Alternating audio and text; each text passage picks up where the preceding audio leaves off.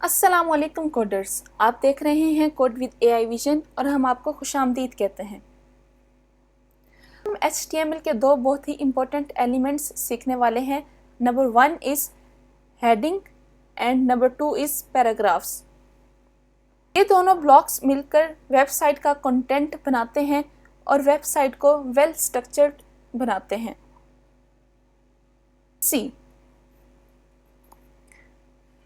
Now we are moving towards our VS Code screen। VS Code में जाने से पहले हम एक और फोल्डर क्रिएट करेंगे जैसा कि हमने कल क्रिएट किया था। इसका हमने अपना फोल्डर क्रिएट कर लिया है। अब हम आ गए हैं अपने VS Code की स्क्रीन पर। यहाँ पर हमें ओपन का ऑप्शन नज़र आ रहा है। ये हम ओपन के ही हमने ओपन के ऑप्शन पर क्लिक किया। हम उस फोल्डर में आगे जहाँ पे हमारा सब फोल्डर जो हमने क्रिएट किया था वो है। हम ये second video of the series को हम सिलेक्ट करके ओपन कर लेते हैं। To all of you open करके हमने न्यू फाइल index.html के नाम से क्रिएट कर ली है। अब जैसे यहाँ पर शिफ्ट दबाकर सेमीकोलन प्रेस करेंगे देन एंटर कर देंगे तो हमारा ये कोड HTML का लिखा हुआ हमारे सामने आ गया है। अब जैसा कि हम यहाँ पे लाइव प्रीव्यू ओपन कर लेते हैं। अब जैसा कि यहाँ पे ये सारा एम्प्टी है और यहाँ पर डॉक्यूमेंट लिखा हुआ नज़र आ रहा है। क्योंकि हमने यहाँ पे टाइटल डॉक्यूमेंट दिया हुआ है। यहाँ पे हम लिख देते हैं आज के हमारे टॉपिक का नाम ही हेडिंग्स एंड पैराग्राफ। ये हमने लिख दिया तो यहाँ पे हमारा शो हो गया। अब टाइटल जो हमें शो हो रहा है वो है हेडिंग्स एंड पैराग्राफ। अब हम अपने मेन टॉपिक पे आते हैं जो कि हमारा था हेडिंग। Number 1 is heading.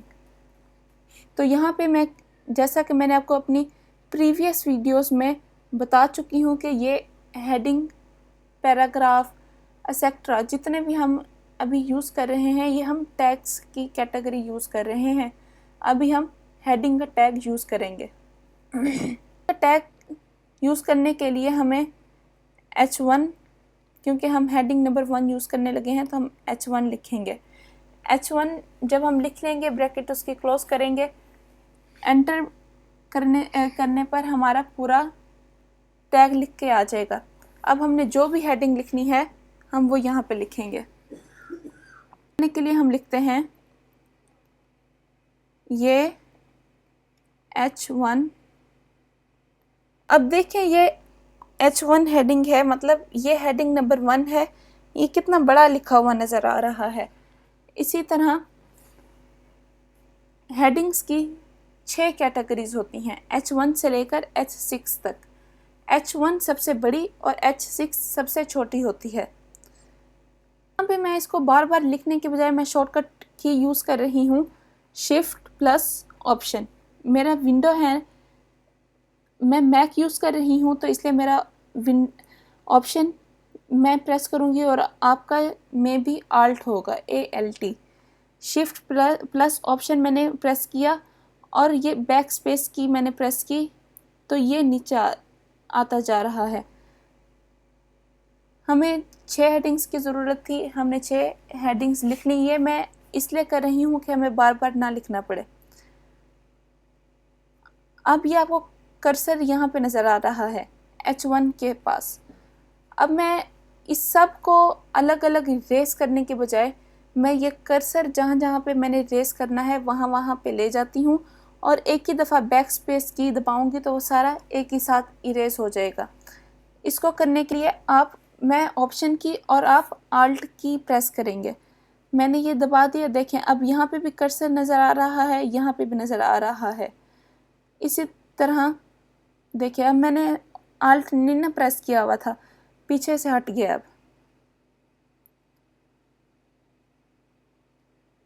अब मैंने जहाँ जहाँ से रेस करना है मैं वहाँ पे आल्ट प्रेस किया हुआ है मैंने। अगर वो मैंने ना किया होता तो मेरा सिलेक्ट ना हो पाता। अब मैं आल्ट छोड़ भी दूँ तो कोई मसला नहीं।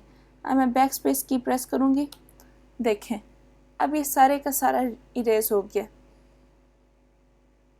अब मैं फिर यहाँ पे हटा के यहाँ पे H1 पे लेके जाती हूँ, फिर मैं Alt की प्रेस करके, और यहाँ पे भी ये मैं H2 similar here, again press Alt right 3।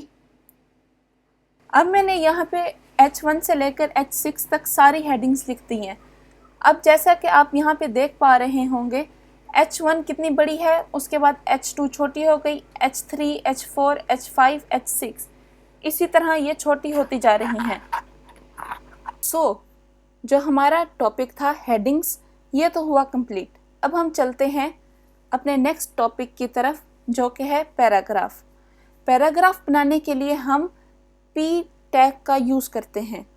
इस टैग के अंदर जो भी लिखा होगा वो एक पैराग्राफ की फॉर्म में ब्राउज़र पर शो होगा। लेट्स सी, P टैग का यूज़ करेंगे। यहाँ पे हम लिखते हैं ये हमारा, देखें अब यहाँ पे लिखा हुआ शो हो गया है, ये हमारा पहला पैराग्राफ है। एक और लिख लेते हैं।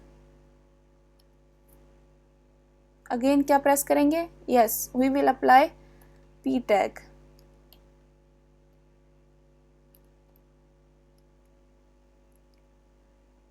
हमने यहाँ पे लिखा पैराग्राफ से हम कंटेंट को रीडेबल और स्ट्रक्चर्ड बनाते हैं।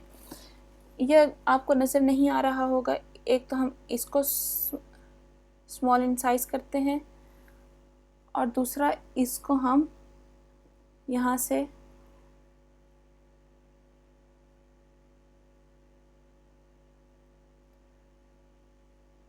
और इसको हम यहाँ से वर्ल्ड रैप करते हैं, तो ये हमारे स्क्रीन में एडजस्ट हो जाएगा। तो ये था थोड़ा सा इंट्रो, थोड़ा सा तो नहीं, ये था डिटेल इंट्रो हेडिंग और पैराग्राफ के हवाले से। अब देखें आपके लिए कुछ एक्स्ट्रा टिप्स। H1 जो है ब्लॉग का टाइटल लिखने के लिए यूज़ होता है, और P तो पैराग्राफ लिखने के लिए यूज़ होता है। तो मैंने वो आपको समझाने के लिए लिख दिया कि ये ब्लॉग का पहला पैराग्राफ है। अब H2 क्योंकि H1 से थोड़ी C small in size heading होती है, तो ये सब हेडिंग के लिए यूज़ होगी। तो नीचे फिर पैराग्राफ, उसके लिए हमने लिखा टैग P लगा के, P टैग का यूज़ करके, कि ये सब हेडिंग है किसकी? इम्पोर्टेंट टिप, आप एक पेज में मल्टीपल हेडिंग्स और पैराग्राफ यूज़ कर सकते हैं, मगर H1 सिर्फ एक बार ही यूज़ करना बेस्ट प्रैक्टिस है। और हाँ, हेडिंग और पैराग्राफ्स को मिक्स करके आप ब्यूटीफुली स्ट्रक्चर्ड कंटेंट क्रिएट कर सकते हैं। क्योंकि मैंने तो यहाँ पे ऑटो सेव अप्लाई किया हुआ है। अब ये क्यों अप्लाई करते हैं ये तो आपको मेरी प्रीवियस वीडियो में पता चल जाएगा। मैंने ऑटो सेव अप्लाई किया हुआ है। आप इस फाइल को, अगर आपने ऑटो सेव अप्लाई नहीं किया तो आपको सेव करना पड़ेगा। आप इसको सेव करें। दोस्तों, आज हमने सीखा कि पैराग्राफ्स और हेडिंग्स का यूज़ किस लिए होता है और ये क्या होते हैं। ये छोटी चीज़ें लगती हैं, लेकिन वेबसाइट की फाउंडेशन इसी से ही बनती है। प्रीव्यू कर लेते हैं थोड़ा सा। H1 मेन हेडिंग के लिए यूज़ होता है, और H1 से लेकर H6 तक टैग्स होते हैं, हेडिंग टैग्स, और जैसे ही ये फॉरवर्ड होता जाएगा साइज डिक्रीज होता जाएगा। और H1 SEO बेस्ट प्रैक्टिस है। समरी, आज हमने हेडिंग्स और पैराग्राफ के बारे में समझा, सीखा, प्रैक्टिस किया। अपनी वेबसाइट को, अपने वेब पेज को स्ट्रक्चर्ड बनाने के लिए। डेवलपर्स, आज हमने सीखा हेडिंग्स, पैराग्राफ और इसका यूज़। अब हम अपनी नेक्स्ट वीडियो में देखेंगे कि HTML फॉर्मेटिंग टैग्स क्या होते हैं। इनके बारे में हम डिटेल देखेंगे। और टेक्स्ट को बोल्ड करने के लिए, इटैलिक करने के लिए, अंडरलाइन करने के लिए कौन से टैग्स यूज़ होते हैं ये भी हम देखेंगे। Formatting tags. टाइम ऑफ आयत of the day and we sent down in the Quran such things that have healing and mercy for the believers। इज़्ज़त हमें कुरान करीम पर अमल करने की तौफीक अता फरमाए, आमीन। And don't forget to subscribe and press the bell icon।